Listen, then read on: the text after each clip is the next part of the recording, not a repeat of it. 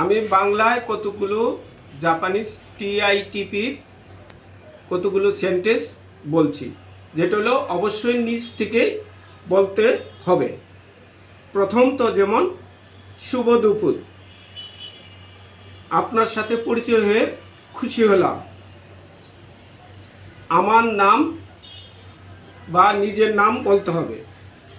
আপনি বাংলাদেশের কোথা থেকে এসেছেন সে কথাটা বলতে হবে। যদি ঢাকায় এসে থাকেন, ঢাকায় কোথায় বসবাস করছেন সে কথাটাও বলতে হবে। আপনার জন্ম তারিখটা বলতে হবে। সেই জন্ম তারিখ থেকে এখন পর্যন্ত আপনার বয়স কত সেটাও বলতে হবে। আপনার পরিবারের সদস্য সংখ্যা বলতে হবে পর্যায়ক্রমে, এবং তারা ছোট ভাই বা বড় ভাই, বড় বোন বা ছোট বোন থাকলে সেভাবেই উল্লেখ করবেন। আপনি বিবাহিত কিনা সেক্ষেত্রেও আপনাকে বলতে হবে। আপনার শখ কী সেই ক্ষেত্রেও আপনাকে বলতে হবে। আপনি কোথা থেকে জাপানিজ ভাষা শিখেছেন সে কথাটাও অবশ্যই বলতে হবে। যদি N5 N4 শেষ করে থাকেন সেটাও কোথা থেকে শিখেছেন সেটাও আপনাকে অবশ্যই বলতে হবে। এখন আপনি কি করছেন বলবেন না যে বেকার অবস্থায় আছে, কিছু না কিছু একটা কাজের নমুনা অবশ্যই বলবেন। না করে থাকলেও বলবেন যে আমি অমুক জায়গায় একটা কাজ করছি, তবে কাজ করা থাকা অবস্থায় অবশ্যই ভালো।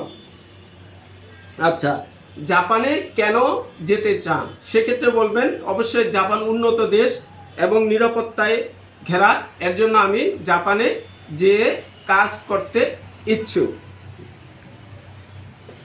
তারপরে আপনি জাপানে যেতে যে চান তাহলে কিসে কাজ করবেন? জাপানের যে কোনো কোম্পানিতে আমি কাজ করতে ইচ্ছুক।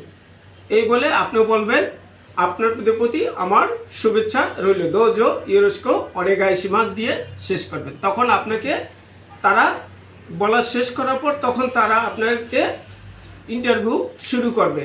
এই যে কথাগুলো আমি বাংলায় বললাম, দেখা গেছে এর ভিতর থেকেও আপনাকে প্রশ্ন করতে পারে যে যেহেতু আপনি পিতা মাতার কথা বলছেন, ভাই বোনের কথা বলছেন, আপনার বাবা কি করেন, মা কি করেন, ছোট ভাই কি করে বা বড় বোন কি করে, এই কথাগুলো বলতে পারে। আপনি যে কাজটা করতেছেন, কোথায় কাজ করতেছেন সেটাও আপনাকে প্রশ্ন করতে পারে, বুঝতে পারছেন?